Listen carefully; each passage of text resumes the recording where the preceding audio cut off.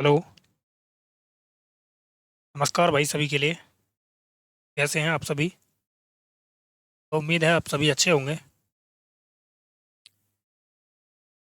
Percentage की class आपकी चल रही थी और इसमें हमने 125 क्वेश्चन तक हमने कवर कर लिए थे। क्वेश्चन 126 से अब हम स्टार्ट करेंगे। तो चलिए स्टार्ट करते हैं।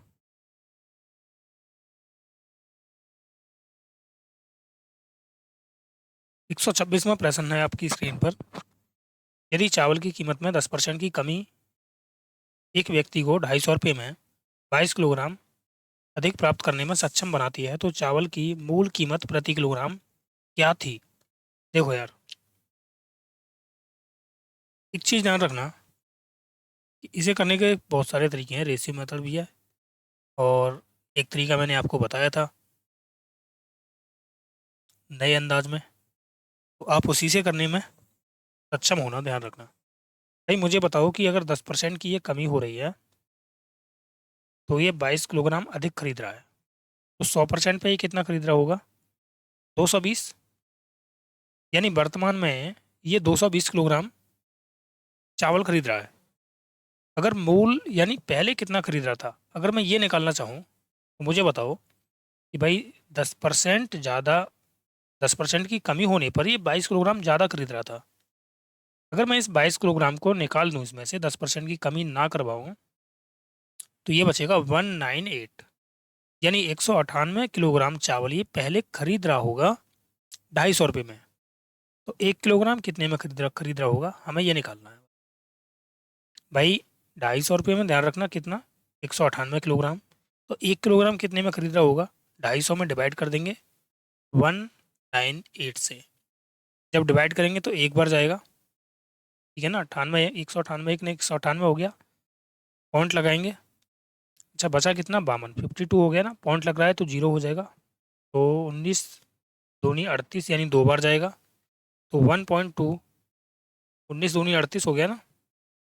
दो बार भेजा है मैंने तो देखो कितना हो गया, 2 अट्ठे 16, 19 दूनी 38,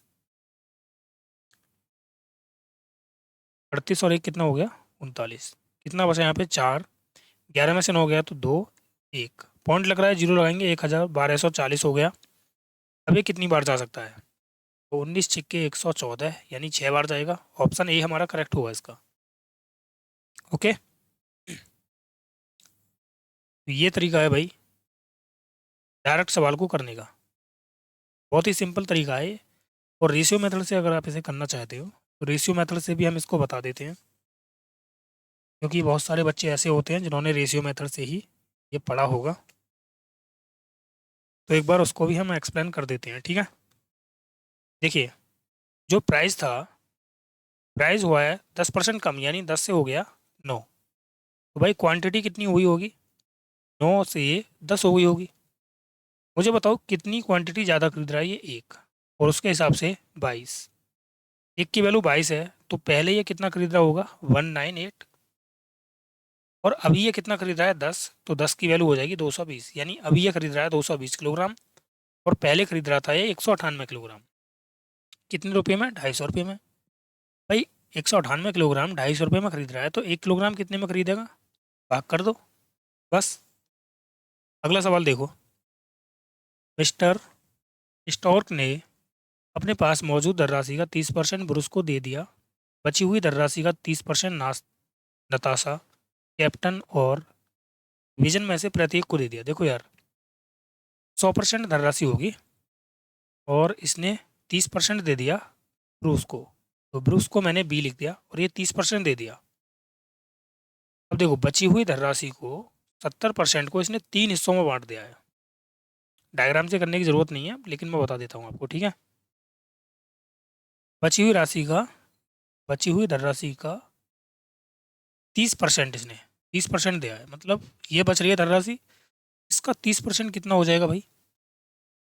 30% जब आप निकालोगे तो ये हो गया 7 या 21, 21% हो गया ना। तो इसने 21% तीन लोगों में दे दिया है। 21%, 21%, और 21%। 21 या 63, तो बच कितना गया? 63, 7% बच गया। उसके बाद बची हुई धनराशि के आधे से उन्होंने अन्य ज़रूरत के लिए भिन्न सामान सामान खरीदने और शेष 14,000 रुपये की धनराशि मार्बल कोष में जमा कर दी। मतलब इसमें से आधी राशि और खर्च कर दी इसने। जब आधी खर्च कर दी तो आधी बची होगी, है ना। आधी का मतलब 3.5। अगर 3.5% इसने खर्च कर दिया तो बचा कितना? 3.5%। और 3.5% की वैल्यू कितनी दे रखी है इसने? 14,000। तो 7 दूनी हो गया 14, यानी 2,000 हो गया है। तो 1% की वैल्यू कितनी आ गई यहाँ पे? 4,000। तो इसने बोला है कि आरंभ में उसके पास कितनी धनराशि थी, तो 100% होगी भाई। 100% की वैल्यू कितनी आ जाएगी? 4 लाख आ जाएगी। 4 लाख, ऑप्शन बी हमारा करेक्ट हो जाएगा। ठीक है ना। सिंपल सवाल था। चलो अगला सवाल देखते हैं। अमन अपनी मासिक आय का 30% अपने पिता को, शेष आय का 30% अपनी बेटी को। 30% दे दिया, ठीक है ना। किसको? फादर को। शेष आय कितनी बची भाई? 70% बची। 70% का भी इसने क्या कर दिया? 30% दे दिया। तो 30% होता है 21, यानी 21% दे दिया इसने। इसको? बेटी को, डॉटर। फिर शेष कितनी बची? 21 घटा दो तो इसमें से बचेगा 9 और 4, यानी 49% बची है आपकी। इसने बोला है कि और 25%, अच्छा 30% बेटी को और 25% पत्नी को, यानी टोटल मिला के इसने 55% दिया है भाई। यहाँ पे टोटल दिया है इसने 55%, डॉटर और वाइफ को। तो 70 का अगर मैं 55% निकालूंगा तो कितना आ जाएगा भाई? 0 से 0, 7 पंजे 35, और 35 और 3 हो गया 38। ये आ गया 38.5, यानी 38.5% दे दिया इसने डॉटर और वाइफ को। अब उसने बोला है उसने अपनी मासिक आय में से शेष राशि को 3 योजनाओं में समान रूप से बांटा है। तो मुझे बताओ, अगर इसमें से 38.5% दे दिया तो बचा कितना भाई? 70 में से घटा दो 38.5, घटाएंगे तो 5.9 में से 8 गया तो 1, और यहाँ बचा आपका कितना भाई? 3। अब ये 31.5 जो है ना, ये जो बचा है रिमाइनिंग 31.5, ये इसने 3 हिस्सों में बराबर बराबर बांट दिया है। तो एक हिस्से में कितना पड़ा होगा? देखो यहाँ पे 3 हिस्से कर दे रहा हूँ मैं, 1, 2 और ये 3 हो गए अभी। तो एक हिस्से की जो राशि होगी वो कितनी हो जाएगी? बताओ भाई। 3 से काट दो इसे, 3 एकन 3, आ जाने की 0, 3 पंजे 15, यानी 10.5। तो एक हिस्से में 10.5% आ रहा है। तो प्रत्येक में 10.5 आएगा, 10.5, ठीक है। प्रत्येक, यदि उसने प्रत्येक योजना में 42,000 रुपये का निवेश किया है। देखो अब भाई, प्रत्येक योजना में इसने कितना निवेश किया था? 10.5%। और 10.5% की वैल्यू कितनी है? 42,000। अगर मैं यहाँ से पॉइंट हटा दूँ, एक जीरो और लग जाएगी। 21 पंजे हो गया 105, और 21 दूनी हो गया 42। ओके, तो 100% की वैल्यू निकाल दें। ये 20 गुना है तो 20 गुना करूँगा मैं इसको 400, ठीक है, और ये 1000 आ जाएगा। इसने बोला है कि 1000 रुपये में बताओ, तो भाई ये हो गया 400,000। ओके, ऑप्शन बी हमारा करेक्ट हो जाएगा। आ गया होगा सभी की समझ में। अगला सवाल देखो। एक कक्षा में 70% विद्यार्थी लड़कियां हैं और 70% लड़कियों ने ऑस्कर को अपना पसंदीदा खेल चुना है। यदि 98 लड़कियों ने ऑस्कर को अपना पसंदीदा खेल चुना है तो विद्यार्थियों की कुल संख्या बताइए। देखो 70% लड़कियां हैं, मान लो एक्स विद्यार्थी थे, इसमें से 70% लड़कियां हैं, और 70% में से 70% ने ऑस्कर को अपना पसंदीदा खेल चुना है। और यार क्या है, ये ऑस्कर नहीं है, सॉकर है ये। 70% ने चुना है, तो भाई ये जो विद्यार्थी हैं, लड़कियां हैं, इन्होंने सॉकर को अपना पसंदीदा खेल चुना है। तो सॉकर को चुनने वाली लड़कियां कितनी है? 98, यानी ये 98 यूनिट है। किसके बराबर? 0 से 0 काट दो और ये हो गया 7 7 49, 49 दूनी 98। तो एक्स की जो वैल्यू होगी वो कितनी आ जाएगी 200, यानी कुल विद्यार्थी कितने होंगे उसमें 200 होंगे। ऑप्शन डी हमारा करेक्ट हो जाएगा। ठीक है ना। अगला सवाल देखते हैं। एक शिष्य ने एक अंक को 5/3 की बजाय 3/5 से गुणा कर दिया।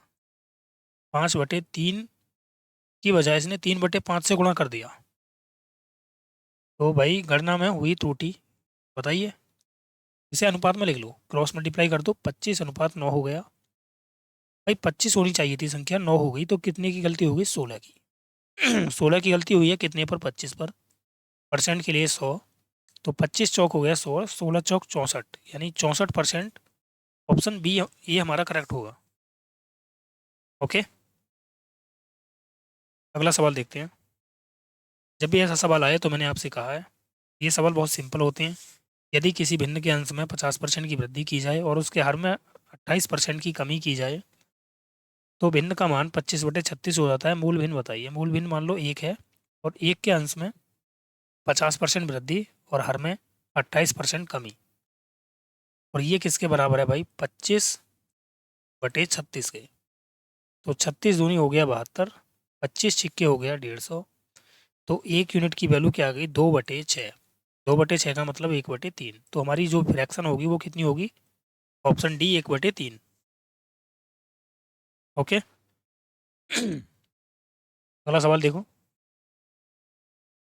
एक सॉफ्टवेयर कंपनी में 3 विभाग हैं जिनमें से 20, 30 और 40 कर्मचारी हैं। यदि किसी वीकेंड के दौरान इनका कार्य करने का प्रतिशत देखो मैं इसे रेशियो बनाऊंगा तो ये 0 0 कैंसिल हो जाएंगी। ठीक है ना।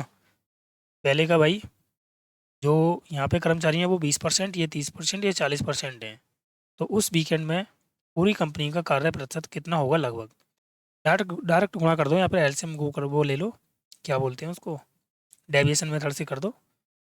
ये 20 है, ये 30 है, ये 40 है, परसेंटेज में है ध्यान रखना ये। तो ये हो गया आपका 40%, ये हो गया 90%, ये हो गया 160%। टोटल मिला के कितना हो गया 290%। कितने का है देखो, हमें एवरेज बनाना है, यहाँ पे ध्यान रखना। कुल योग बटे कुल संख्या, 4 और 3 7 और 2 9, 9 से भाग कर दो। ये हो गया 9 तिया 27, कितना बचा भाई 2।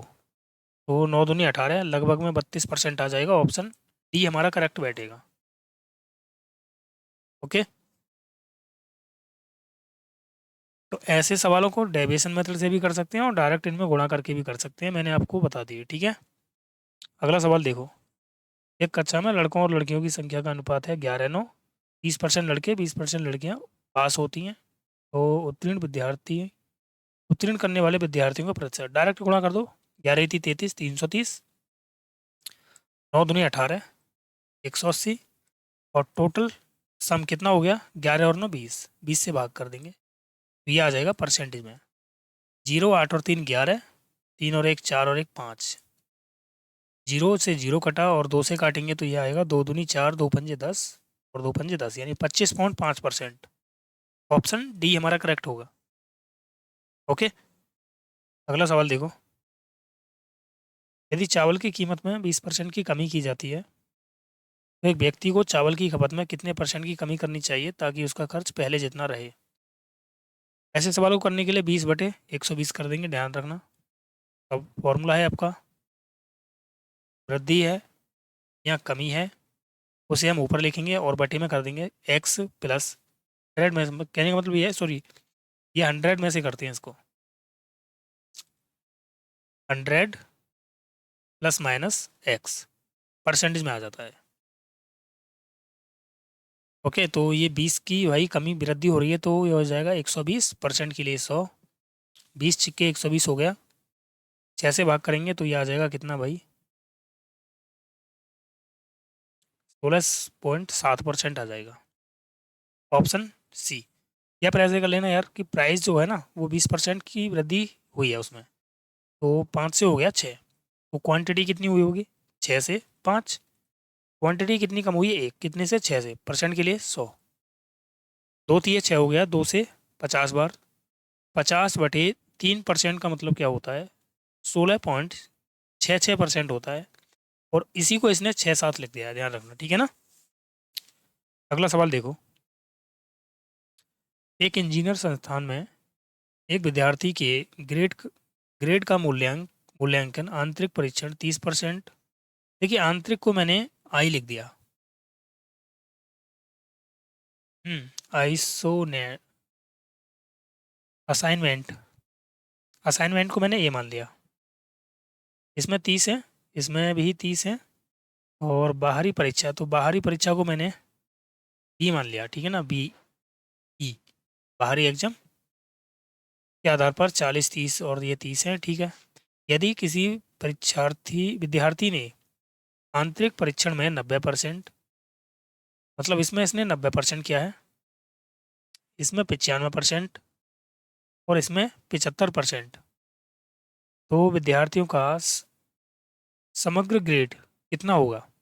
देखो यार, एक काम करना, आप यहाँ पे 0 से 0 आप सभी को काट दो।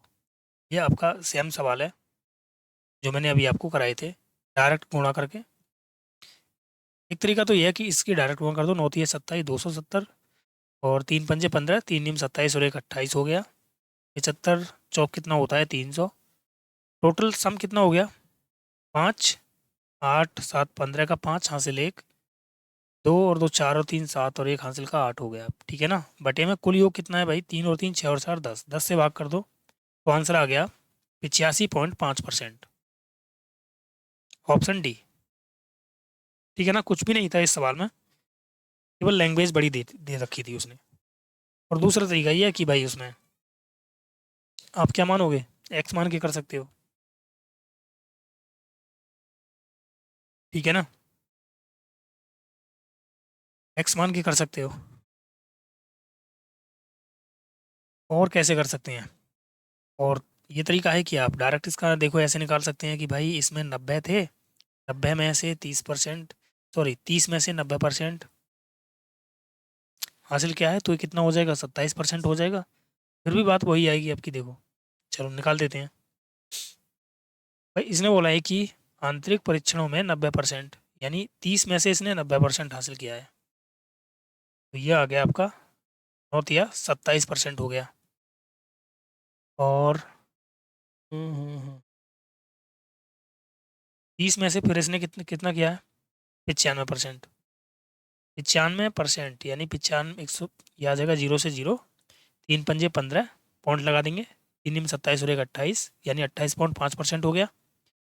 और फिर इसने 40 में से किया है 75%, यानी 3/4, तो 3/4 का मतलब हो गया 30%। टोटल को ऐड कर दो, तब भी आंसर वही आएगा। देखो 27 और 27 54 और एक 55.5 हो गया, 55 और 30 कितना हो गया भाई, 85.5।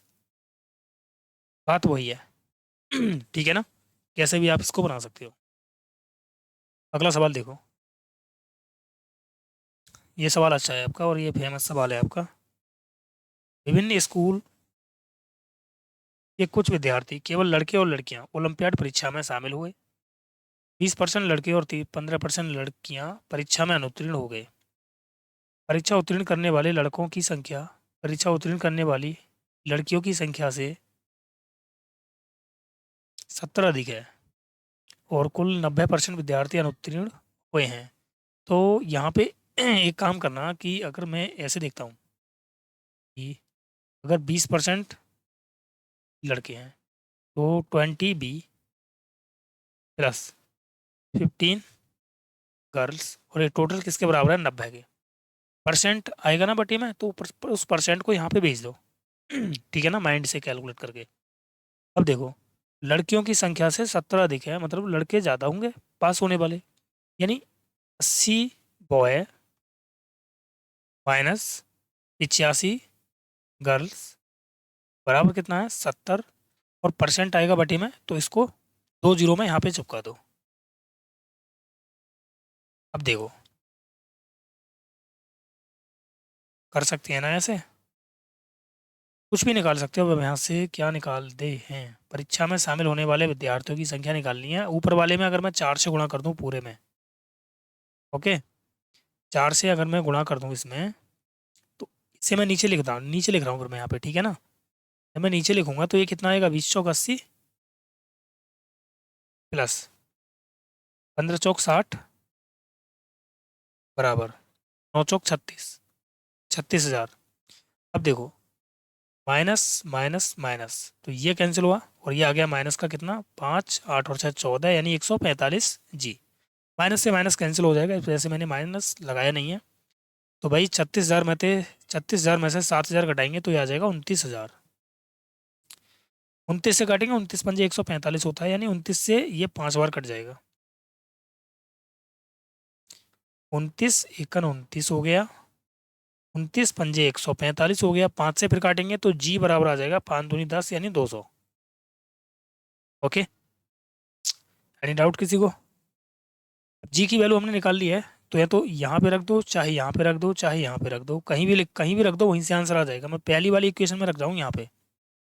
तो 20b प्लस 15 दूनी 30, यानी ये हो गया 3,000 बराबर 9,000। तो 20b इक्वल आ गया कितना, 6,000। तो बी आ गया कितना, 20 3 60 यानी 300। तो टोटल विद्यार्थी कितने हो गए भाई, 300 200 500। That's all, option C. Okay. बोलो। आप अगर फ्रैक्शन बना के करते ना, तब भी वहां से आपको भाई ये तो आपको निकालने ही पड़ते कि लड़के और लड़कियां कितने कितने के अनुपात में है, ठीक है ना। एक्स और वाई की वैल्यू अगर एक्स मान के करते और वाई मान के करते, तब भी आपको एक्स और वाई की वैल्यू निकालनी ही पड़ती, ठीक है ना। चलो आगे देखते हैं अगला सवाल। एक आयत की लंबाई और चौड़ाई 8% और 10% की कमी होती है, मतलब 8% बढ़ती है, 10% कम होती है। तो 8 बढ़ रही है, ध्यान देना सवाल पर, और ये 10 कम हो रही है। तो दोनों में कितने का -2 आया। और 10 अट्ठे कितना होता है, 80। माइनस का आएगा ना गुणा करने पर।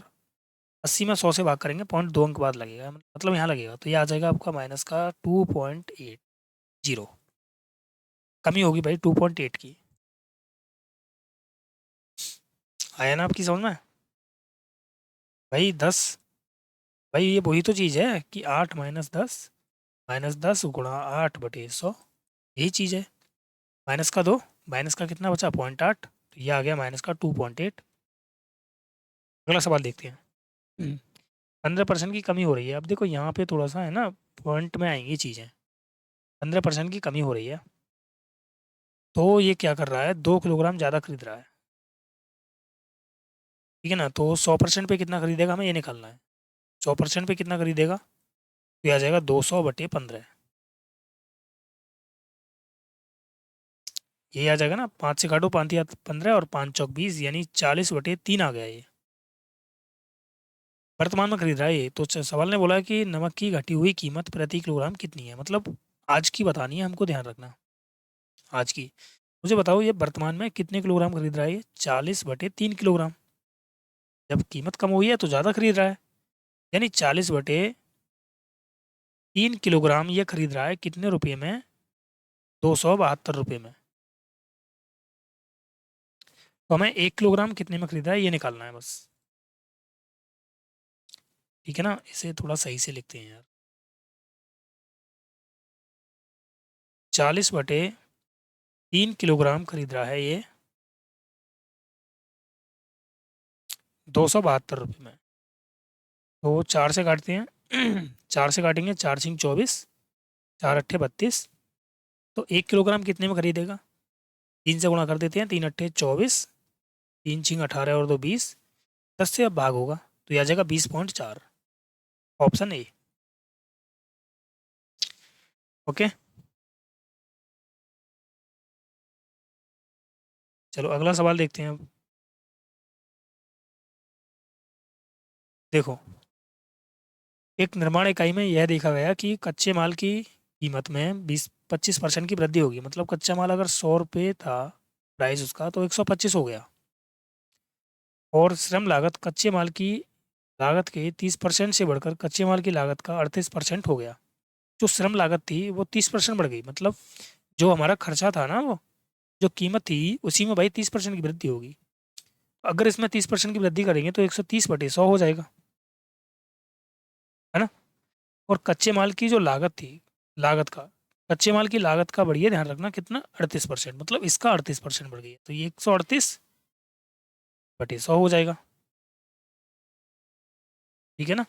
एक्स से करोगे ना तो ज़्यादा अच्छा समझ में आ जाता है। हालांकि ये देखो, इससे काट देते हैं, 25×5 = 125, और ये हो जाएगा 25×4 = 100। 2 से 2 दूनी 4, 2 से आएगा ये 65, तो मल्टीप्लाई करते हैं, 38 दूनी 76 होता है, और 276 आ जाएगा, और ये आ जाएगा कितना भाई, पचम 25, 5×5 = 30, और 2 = 32। तो लागत को वृद्धि, सवाल ने बोला है कच्चे माल की खपत कितने % कम करनी चाहिए ताकि लागत को वृद्धि से पहले की बराबर के रखा जा सके। देखो यार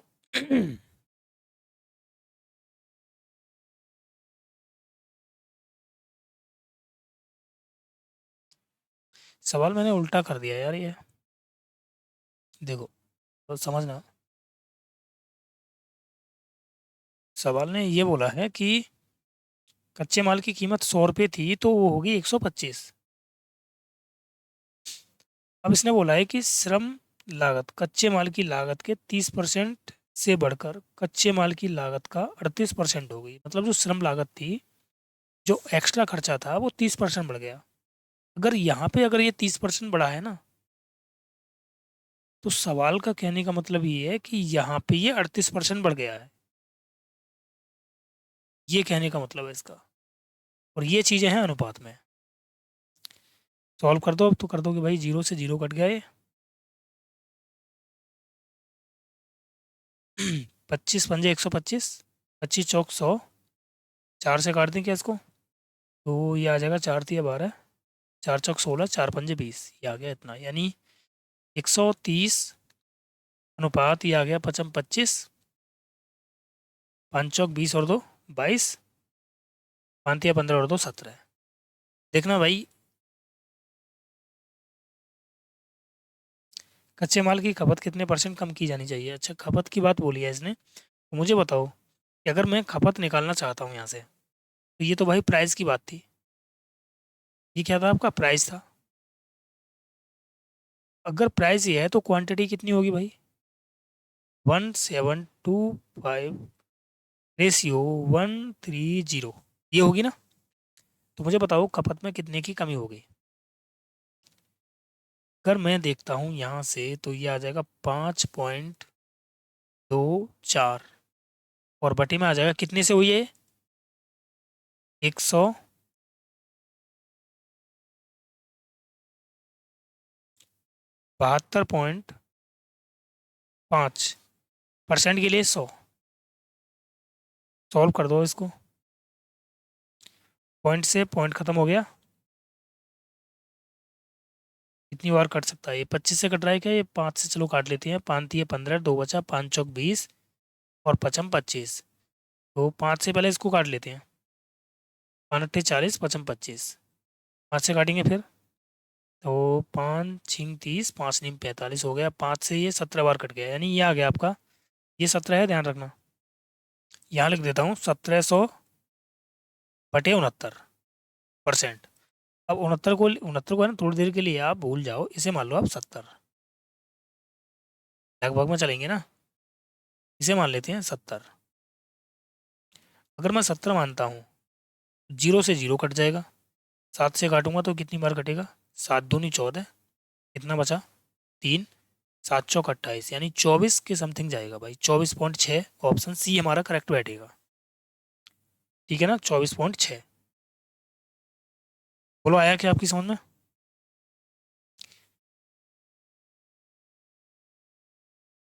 ठीक है ना। चलो अगला सवाल देखते हैं अब।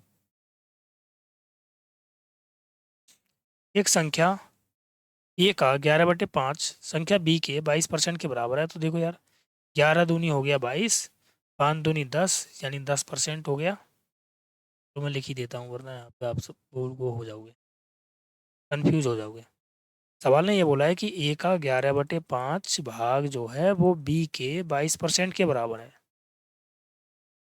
तो मैंने कहा 11 दूनी 22 हो गया, तो ये आ गया A/B, आ गया कितना, 10%। 10% का मतलब 1/10 हो गया। अब देखो, मैंने निकाल दिया कि A B, चलो मैं इसको 100 मान लेता हूँ और इसको 10 मान लेता हूँ। तो मैंने इसको 10 मान लिया और इसको मैंने 100 मान लिया। अब संख्या B संख्या C के 2.5% के बराबर है, मतलब C के 2.5% के बराबर है। C का 2.5% मतलब 5/2%, और ये बराबर है 100 के। ये हो गया 5 दूनी 10, तो C गुणा 1% कितना आ गया, 40। तो 100% कितना हो जाएगा, 4000। सी का मान कितना आ गया, 4000 आ गया। ओके, चलो अब इसको यहाँ से हटा देते हैं। देखिए अब यहाँ से सवाल ने ये बोला है कि भाई सी का मान दे रखा है इसने, सी का मान 4,000 है हमारे हिसाब से, लेकिन उसके हिसाब से कितना है ये, 5500। भाई हमारे हिसाब से कितना है, 4000, उसके हिसाब से कितना है, 5500। तो इसकी तुलना इससे कर देते हैं, और जो पूछा है उससे हम गुणा कर देंगे। तो भाई इसने बोला है कि ए का 80%, इसका अगर मैं 80% निकालता हूँ तो 8 आ जाएगा, और इसका अगर मैं 40% निकालता हूँ तो 40 आ जाएगा। यानी पूछा कितना है, 48 की वैल्यू पूछी है हमसे,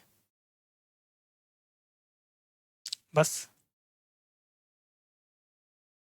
देखो अब, तो भाई 1 2, 1 2, ये हो गया 5 8 40, 5 से कटाई 11 बार, और 8 से काटेंगे इसको 6 बार, तो 11 6 आ गया 66। यानी 66 होगा भाई, ऑप्शन डी हमारा करेक्ट बैठेगा। ठीक है ना, ओके। अच्छा, इसको मैं डायरेक्ट भी लिख सकता था, देखो ऐसे एक लाइन में लिख सकता था मैं ऐसे, कि ए का 11/5%, सॉरी, ए का 11/2 बराबर बी के 22%, यानी 22/100, और बराबर लिख सकता था मैं सी के 2.5%, मतलब 5/200। ऐसे लिख सकता था मैं इसको, और सॉल्व कर सकते थे, ठीक है ना। लेकिन कोई बात नहीं, जैसे आपको अच्छा लगे ऐसे आप कर लेना, ठीक है। तो चलिए इस क्लास में इतना ही रहने देते हैं, इससे आगे हम अगली क्लास में देखेंगे। सभी के लिए जय हिंद। जो भी भाई क्लास को पहली बार देख रहे हैं वो चैनल को सब्सक्राइब कर लें और वीडियो को लाइक और शेयर कर दें। पूरा क्लास देखना यार, तभी मज़ा आएगा। क्योंकि मैं स्लो बेशक पढ़ाता हूँ, लेकिन अच्छे तरीके से पढ़ाता हूँ, ठीक है ना। और यदि आपको लगता है कि आप फास्ट पढ़ाते हो या फिर पढ़ाने का तरीका आपका अलग है, तो आप बता दो, मैं किस तरीके से पढ़ाऊँ, उसी तरीके से हम पढ़ा देंगे। लेकिन ये तरीका जो मैं बता रहा हूँ, उस तरीके से अगर आपने एक बार मैथ सीख लिया, तो बता रहा हूँ कि आप कभी भी मैथ में मार नहीं खाओगे, ठीक है ना। तो चलिए मिलते हैं फिर अगली क्लास में, ओके बाय।